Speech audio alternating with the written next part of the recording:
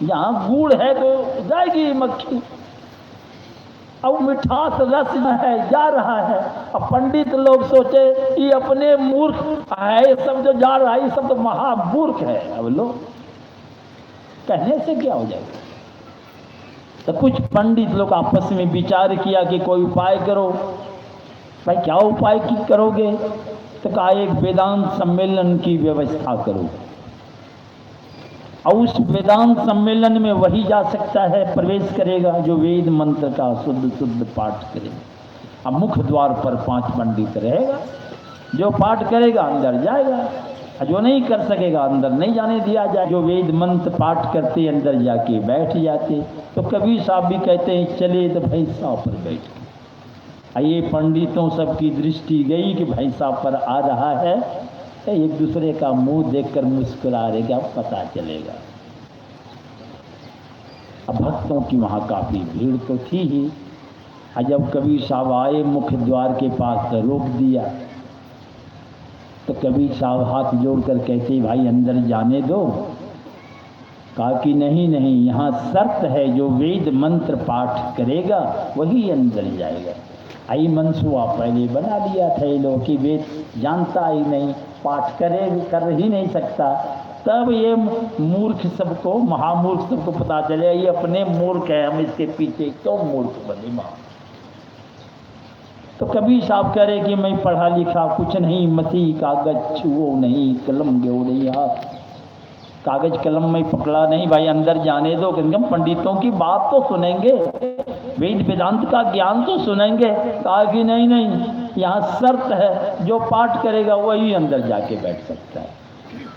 अब भक्तों की भीड़ थी, सबकी दृष्टि कबीर साहब पर है, कबीर साहब हाथ जोड़ गिड़गिड़ा रहे हैं। अब पंडितों सबकी छाती से एक बित्ता फूल गई, अब पता चलेगा इस सबको। कबीर साहब देख रहे हैं कि अब इससे नहीं मानेगा। तो कबीर साहब कहते हैं भाई साहब वेद पाठ करे जाएगा ना अंदर। तो सब एक दूसरे का मुंह देखने लगा, का ये कैसे पाठ करेगा। भाई पाठ करेगा जाएगा कि नहीं अंदर का नियम तो यही है, यहाँ जो पाठ करेगा जाएगा, जाएगा ना। कभी करेगा कैसे पाठ? अरे पाठ करेगा तो जाएगा कि नहीं? क्या हाँ जाएगा, ये तो नियम है यहाँ, यही शर्त है, जो पाठ करेगा जाएगा। कबीर साहब भैंसा का पीठ ठोक दिया, कहते हैं। बस कबीर साहब के ठोकते ही भैंसा के मुंह से कहते हैं वेद की वाणी निसृत होने लगी। अब उस 5 जो था पंडित यह देखकर, और भक्तगण जो थे, अब कबीर साहब का नाम लेकर गगन भेदी आवाज में जो जय जयकार किया, सब पंडित हक्का बक्का हो गया। और कबीर साहब भैंसा लगिए के अंदर चला गया। कबीर साहब कहते भैंसवा में आप लोगों में क्या फर्क है? अब मुंह ताक रहा है।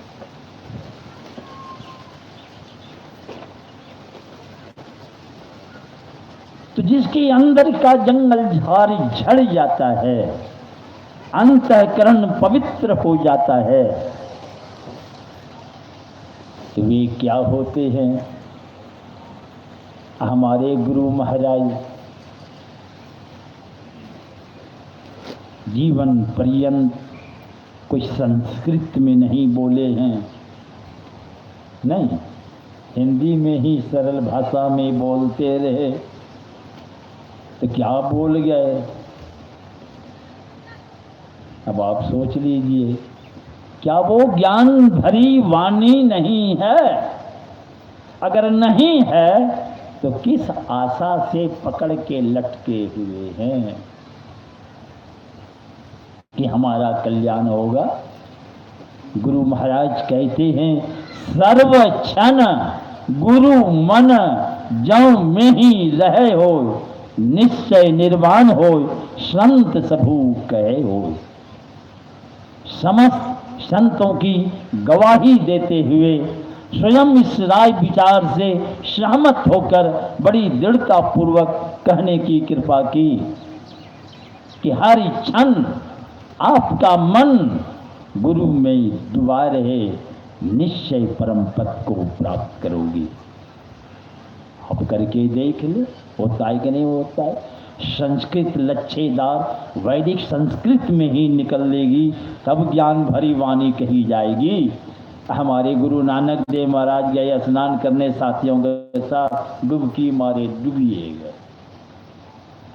बड़ा दुलारा प्यारा था समाज का बच्चा, सब हल्ला किया, गांव के सारे लोग आ गए, कहाँ डूबा है, खोजते खोजते परेशान हो गए कि बच्चा डूब गया।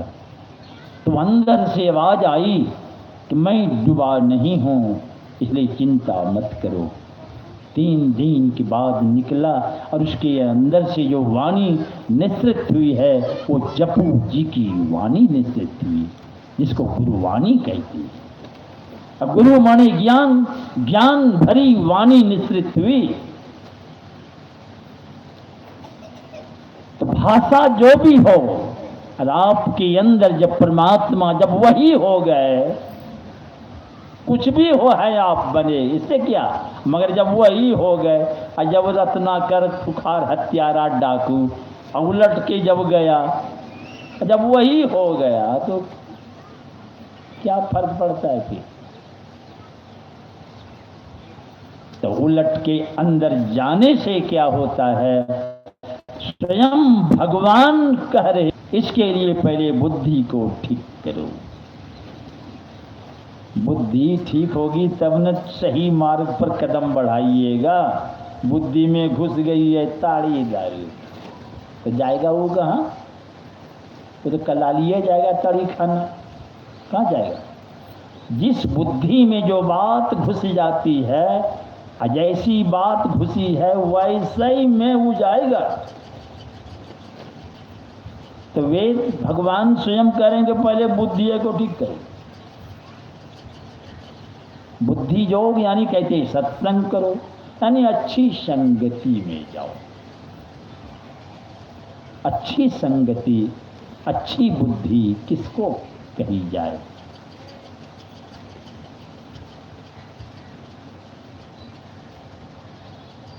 यहाँ तो सलाहों की कमी नहीं है संसार में, किन्हीं के पास जाइए और घड़ी के पास आइए तो 10:09 घड़ी। हम लोग कहाँ हैं, दसई दसों कर संजमो, जौन करिए जिए जानी, साधन वृथा होई सबो, मिल ही नो सारंग पानी। यही सारी इंद्रियां देख रहे हैं आप, इसी में डूबे हुए।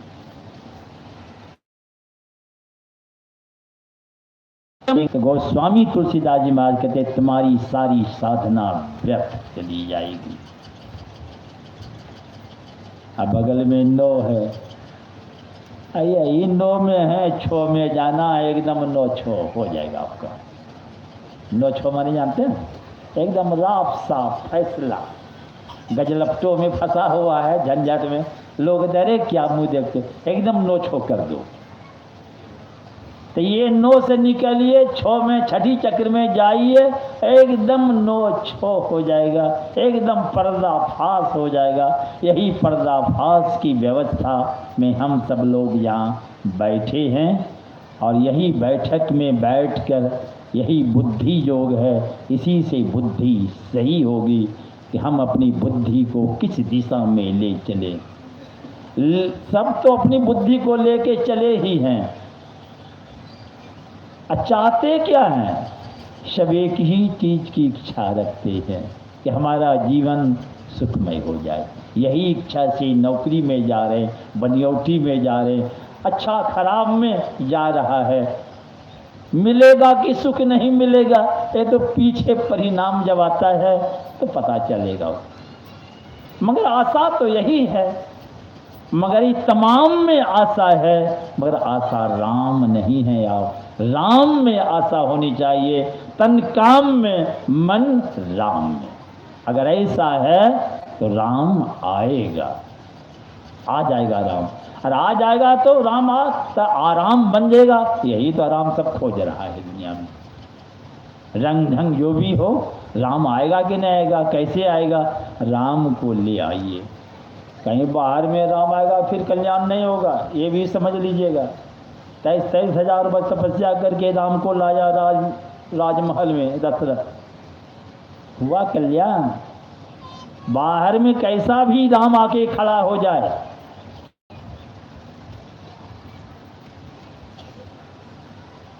कल्याण नहीं हुआ आज तक किसी का।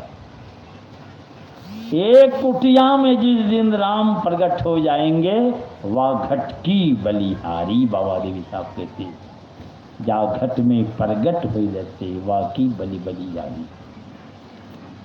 यही कुटिया में जब राम प्रकट होंगे,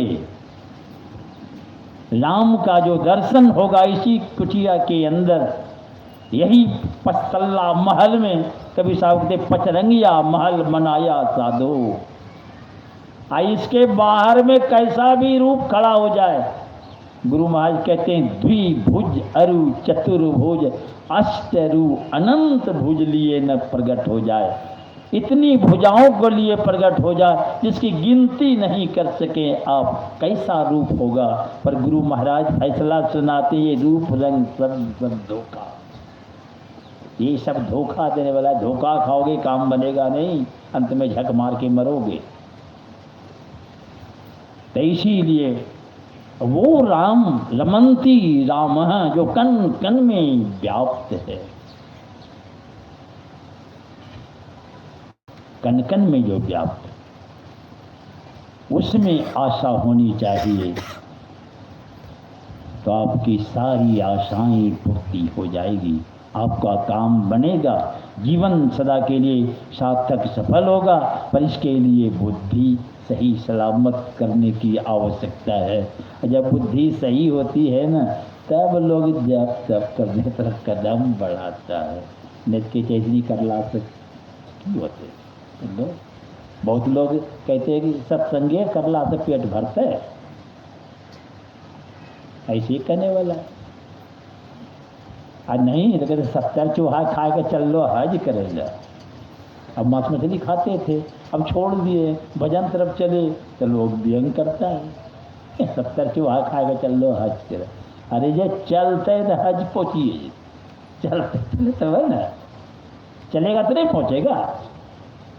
कितनों सड़ गया हो जल, जिस दिशा में चल के सड़ गया है उसकी चिंता ना करें। अगर वो जल पलट जाए और दिशा गंगा जी के तरफ हो जाए तो कितना हूँ सड़ा है, दुर्गंधी निकल रही है, कीड़ा मकोड़ा हो गया है। और वो जल की दिशा बदल जाए और गंगा जी तरफ हो जाए और गिरे सु गंग हो, गंगा में गिरते गंगा जल बन जाता है। इसलिए कितनों ही सड़ गए हों कोई उसकी चिंता ना करें, जिस दिशा में चल के सड़ रहे हों वो दिशा बदल लीजिए, बस इतना ही बात। ये बुद्धि सही का मतलब क्या है? जिस दिशा में चल के सब नाक धुंध रहा है, सब नक धुन्ना हो गया है, सब नाको दम है, परेशान है, जिस दिशा में चल के, इसलिए वो दिशा को बदलिए। ये तमाम दिशाएं हैं जिंदा रहने की व्यवस्था के लिए है। खेती दिशा हो, बनियोटी दिशा हो, तमाम जो भी दिशा है, इससे पैसा की व्यवस्था होती है, पैसा से सारी व्यवस्था होती है। इस व्यवस्था के पीछे हम जीवित रहे, यही व्यवस्था कीजिए, मना थोड़े है। मरिए जाइएगा तो फिर जाना किधर है, कस्बे केले खत्म हो जाए। तो जीने की व्यवस्था ये सब, इसलिए व्यवस्था कीजिए। मगर यही मूर्खता है, यही व्यवस्था में सब हो जाएगा, हम सुखी हो जाए, भाई यही मूर्खता है और कोई बात नहीं है। इसलिए व्यवस्था कीजिए, ठाठ से व्यवस्था में बैठिए, घंटों आराम से बैठ के ध्यान कर सके, इतनी व्यवस्था हो जाए। इधर हंडी चढ़ेगी नहीं, चूल्हा पर आग बंद कर बैठे, बोला ध्यान लगने वाला है। तो इतनी व्यवस्था चाहिए। कमाना बुरा नहीं है, खूब कमाइए, अच्छा घर द्वार तमाम सब व्यवस्था कीजिए और उसी में बैठ करके ध्यान कीजिए। अरे भगवान राम के गुरु वशिष्ठ मुनि 100 बेटा, बताओ जब गुरु हो सकता है भगवान का 100 बेटा लेकर, 2-4 बेटा होने के बाद नहीं हो सकता है और उसका 100 बेटा मार करके ब्रह्म ऋषि हो गए, 100 बेटा मार दिया। मगर वशिष्ठ मुनि को कोई गम नहीं। यहाँ एक बेटा मरता पगला जाता है बाप, यहाँ 100 बेटा मार दिया। अब बूढ़ी बैठी है अरुंधति, अब ये बूढ़ा, चांद उगा है आकाश में, और चांद की छटा और शोभा देखकर वशिष्ठ मुनि क्या कह रहे हैं, देख रही हो ये चांद की शोभा, इसकी छटा जो है, मगर विश्वामित्र की तेज तपस्या के सामने फीके हैं, कुछ नहीं है। और वो कटार लेके टटिया के पार में बैठा, आज बूढ़े को ख़त्म कर देना है, 100 को मार दिया तो ठोकर क्या लगा, आज इसी को ख़त्म करना है। और टटिया के पार में बैठे हैं। अब वशिष्ठ मुनि जी पत्नी को सुना रहे हैं, ऐसा बड़ाई कर रहे हैं कि ये चांद की शोभा क्या है। अब बूढ़ी कहती सब बेटा मारी गलता हूँ, ओकरे तो बड़ाई करे जो। आइए है पार में सब सुन रहा है, ये भी चौंक पड़े, टटिया फाड़ा, घुसा, कटार फेंका, चरण पर गिर पड़े। तो विश्वामित्र चरण पर जब गिर गए तो वशिष्ठ मुनि क्या कहते हैं, ओह ब्रह्म ऋषि विश्वामित्र, बाँह पकड़ के सीने में लगा लिए। क्यों लगाए, कटार फेंक दिया, हिंसा की वृत्ति छोड़ दिए, आज सीने में लगा के ब्रह्म ऋषि का। ऐसे ब्रह्म ऋषि थोड़े बन जाते हैं लोग, काटो मारो करते ही रहो और ब्रह्म ऋषि हो जाओ। मतलब 100 बेटा मार के कोई गम नहीं, और ये मारने वाले को सीने में लगाया, इस बेटा को कहा आज ब्रह्म ऋषि। बतलाओ कैसे संत होते हैं। खोद खाद धरती से है, काट कूट बन रहा है, कितना खोदिए खादिए, एकदम बम गिरा दिया, ऊपर वाला पहाड़ भीतर चला गया, भीतर वाला ऊपर आ गया, धरती बोलती है कितनी सब बर्दाश्त करती है। कुटिल वचन साधु सहे, और से सहा न जाए, ये साधु स्वभाव होते हैं। ऐसे समुद्र के तरह गहराई, जिस गहराई में ठनका कड़कड़ा के गिरने पर भी वो भी समा जाता